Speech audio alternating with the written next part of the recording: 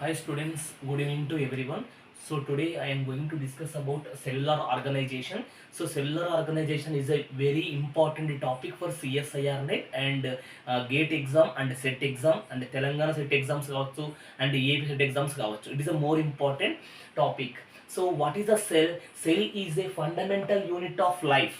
What is the cell? Cell is a fundamental unit of life. So who was discovered by the cell? Robert Hooke. Okay, who was discovered by the cell? Robert Hooke. So Robert Hooke, he took the oak tree cork. He under dissected by the microscopy. He observed small boxes structure, and these structures it is very similar to the honeycomb. He giving the name is cells. Okay so Robert hook అనే scientist first cells ని కనుక్కున్నాడు. Okay ఆయన ఏం చేసినాడు అంటే ఓక్ tree కార్కుని తీసుకొని మైక్రోస్కోపీలో observe చేస్తే ఆయనకి ఏం కనిపించింది ఏ విధంగా కనిపించినాయంట, స్మాల్ బాక్సెస్ స్ట్రక్చర్స్ అనేవి కనిపించినాయంట. ఈ స్ట్రక్చర్స్ అనేవి ఏ విధంగా ఉన్నాయి అంటే హనీకూమ్ అంటే తేనెపట్టుని మనం అబ్జర్వ్ చేస్తే తేనెపట్టు లోపల మనకి గదులు ఏ విధంగా ఉంటాయో అంటే హోల్స్ లాగా ఏ విధంగా ఉంటాయో ఆ విధంగా అతనికి కనిపించినాయంట. అతను ఏమని నేమింగ్ ఇచ్చుకున్నాడు అంటే సెల్స్ అని చెప్పేసి నేమింగ్ ఇచ్చుకున్నాడు. Okay so cell is a small room. Why the because all the cells is building blocks of the living things. అంటే ఒక లివింగ్ ఆర్గానిజం అనేది తయారవ్వాలా అంటే దేంతో తయారవుతుంది? సెల్స్ తో తయారవుతుంది. సపోజ్ ఫర్ ఎగ్జాంపుల్ మనం ఒక ఇల్లును కట్టాలనుకుంటున్నాం అనుకోండి. ఇల్లు తయారవ్వాలా అంటే ఇల్లుకి ఏం కావాలా? మనకి ఇటుక పిల్లలు, సిమెంట్ పిల్లలు అనేది కావాలా. ఆ సిమెంట్ పిల్లలు అనేవి ఒక దాంతో ఎలా పేరిస్తే మనకి ఇల్లు అనేది తయారైపోతుందో అలాగే మన బాడీలో కూడా సెల్స్ అన్ని కూడా కంబైన్డ్ అయిపోయి ఒక లివింగ్ ఆర్గానిజం అనేది తయారవుతుంది అనమాట. ఓకేనా?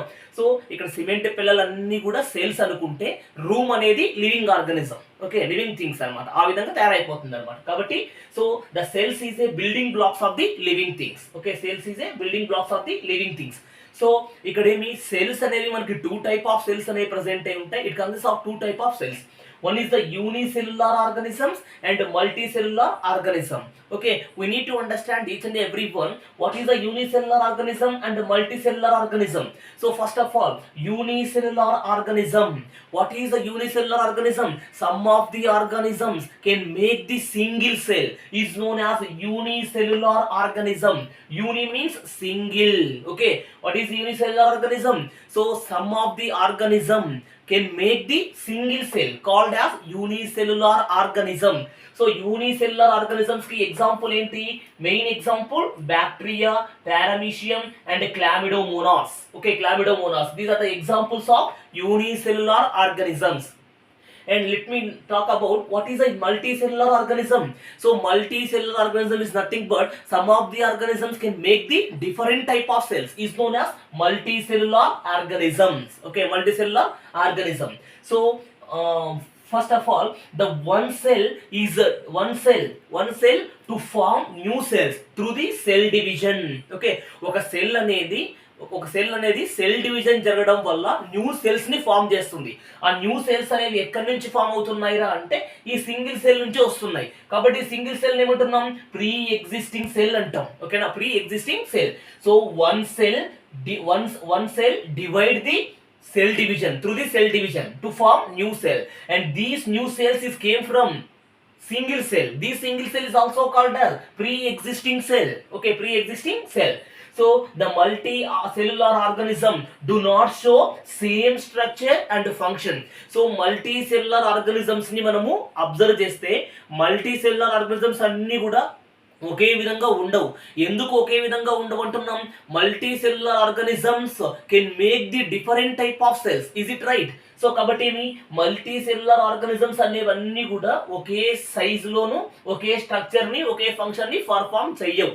ఎందుకు అంటే because these multicellular organisms can make the different type of cells. Okay, so multicellular organisms to make the different type of cells.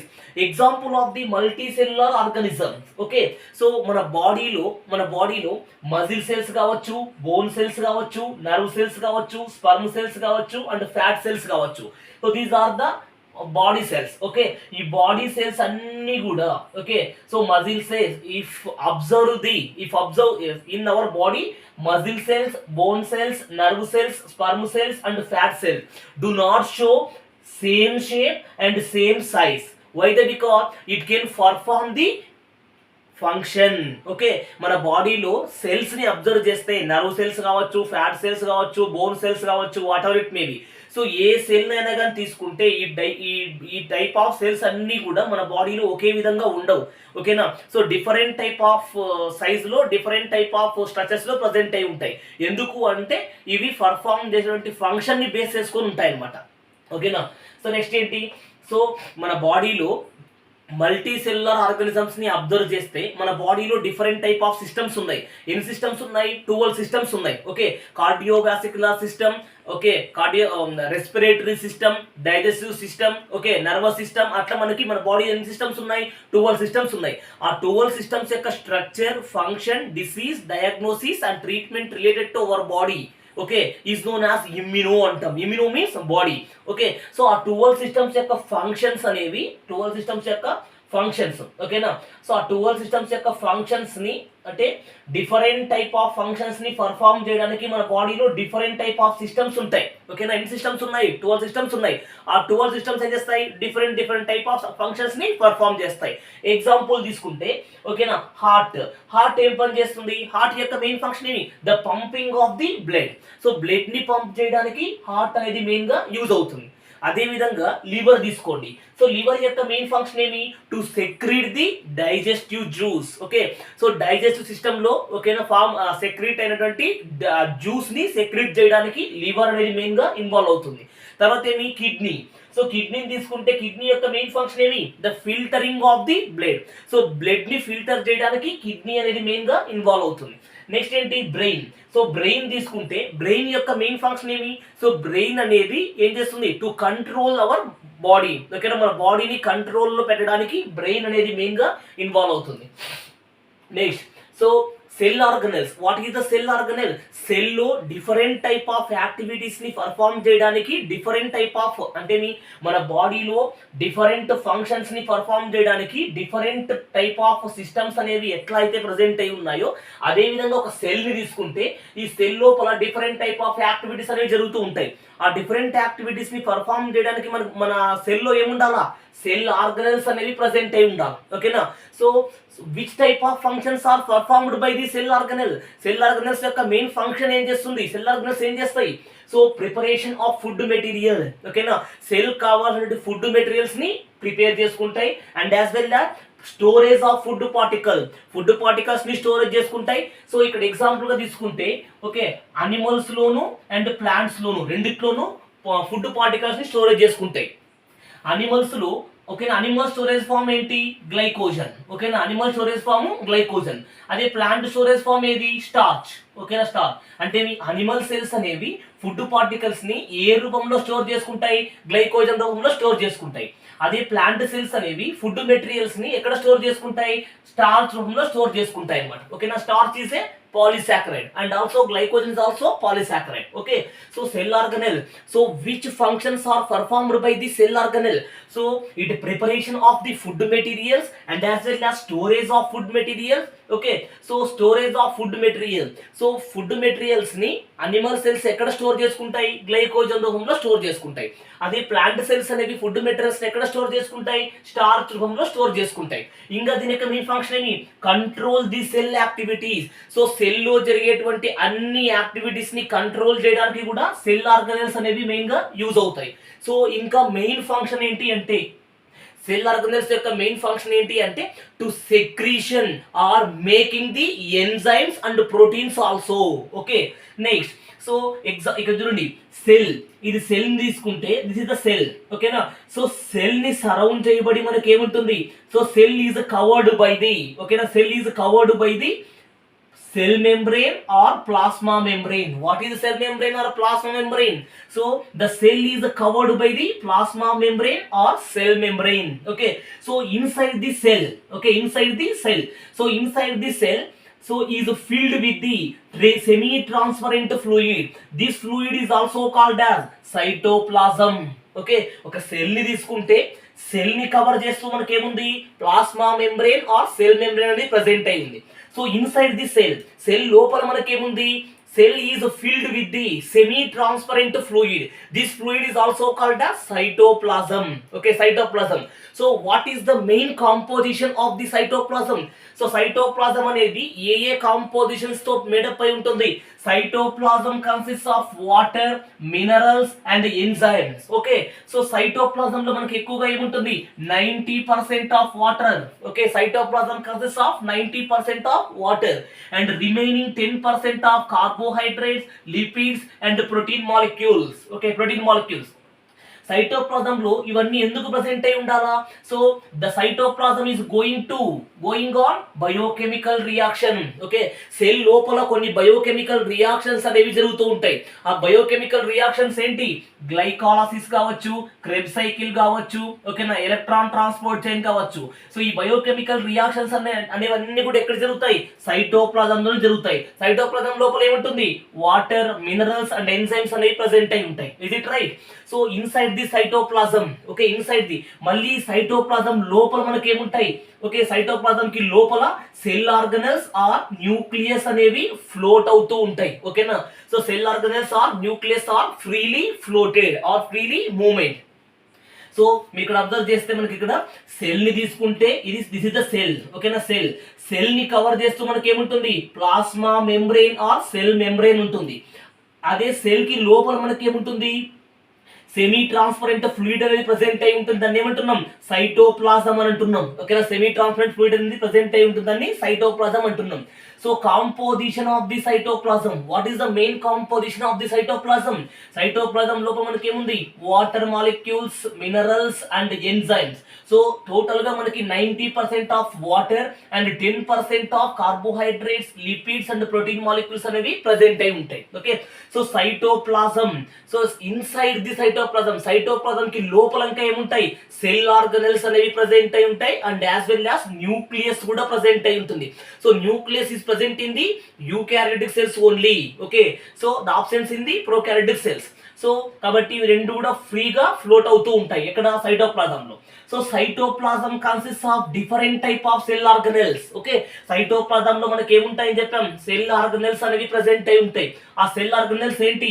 Endoplasmic reticulum, Golgi bodies and mitochondria, lysosomes and vacuoles. Okay, so first of all endoplasmic reticulum. So endoplasmic reticulum consists of two types. One is the SER and RER. SER is nothing but smooth endoplasmic reticulum and RER is nothing but rough endoplasmic reticulum. So smooth endoplasmic reticulum, the main function is, so smooth endoplasmic reticulum is also called as fat factory. Okay, fat factory. Why? Because it can make the new fats. Next, rough endoplasmic reticulum. So rough endoplasmic reticulum is also called as protein factory. Okay, protein factory. Why? Because it can make the new proteins. అర్థమవుతుందా? So cytoplasm లో మనకి different cell organelles ఉంటాయి. దాంట్లో మనకి మొదటిది endoplasmic reticulum. Endoplasmic reticulum లో మనకి two types, smooth endoplasmic reticulum, rough endoplasmic reticulum. So smooth endoplasmic reticulum is also called as the fat factory. So fat factory అని ఎందుకు అంటున్నాం ఇక్కడ? సో ఇక్కడ స్మూత్ ఎండోప్లాస్మిక్ రెటిక్యులం అనేది కొత్త ఫ్యాట్స్ ని ఫార్మ్ చేస్తుంది కాబట్టి smooth endoplasmic reticulum is also called as fat factory. Next, rough endoplasmic reticulum is also called as protein factory. Why? Because ఎందుకు మనం ఇక్కడ ప్రోటీన్ ఫ్యాక్టరీ అంటున్నాం? It can make the new proteins. Okay, next, Golgi bodies. Okay, Golgi bodies. So Golgi bodies was first discovered by the Camillo Golgi. So Golgi bodies యొక్క main function ఏమి? So Golgi bodies is also called as dispatch centres. Okay, so Golgi bodies ని dispatch centres అంటాం. ఎందుకు dispatch centres అని ఎందుకు అంటున్నాం? Rough endoplasmic reticulum and smooth endoplasmic reticulum లో తయారైనటువంటి కొత్త ప్రోటీన్స్, కొత్త ఫ్యాట్ మాలిక్యూల్స్, ఓకేనా, రెండింటిని ఏం చేస్తుంది? ప్యాక్ చేసి డిస్పాచ్ చేసి సెల్ ఆర్గనల్స్ కి పంపిస్తుంది అనమాట. కాబట్టి Golgi bodies are also called as dispatch centers. Okay, next, mitochondria. So mitochondria is the main cell organelles in our body or in our cell organelles.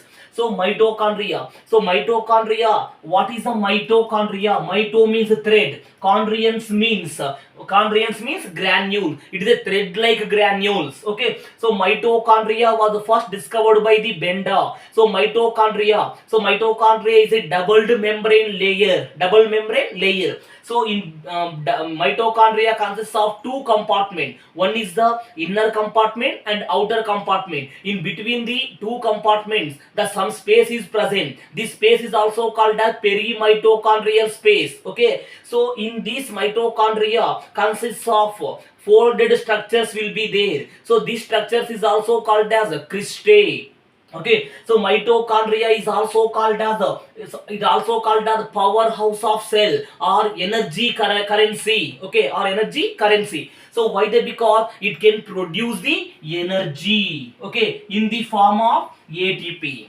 Okay, in the form of ATP. Mitochondria is also called as powerhouse of cell. Why they? Because it can produce energy in the form of ATP. ATP is known as adenosine triphosphate. Next one is lysosome. So lysosomes is also called as suicidal bags. Okay, suicidal bags. So why the naming is suicidal bags of the lysosomes? ఎందుకు lysosomes ని suicidal bags అంటున్నాం? So ఇక్కడ చూడండి, cell లోపల ఏమైనా damage అయినటువంటి cells, example bacteria కావచ్చు, viruses కావచ్చు, ఫారెన్ పార్టికల్స్ ఏవైనా కావచ్చు.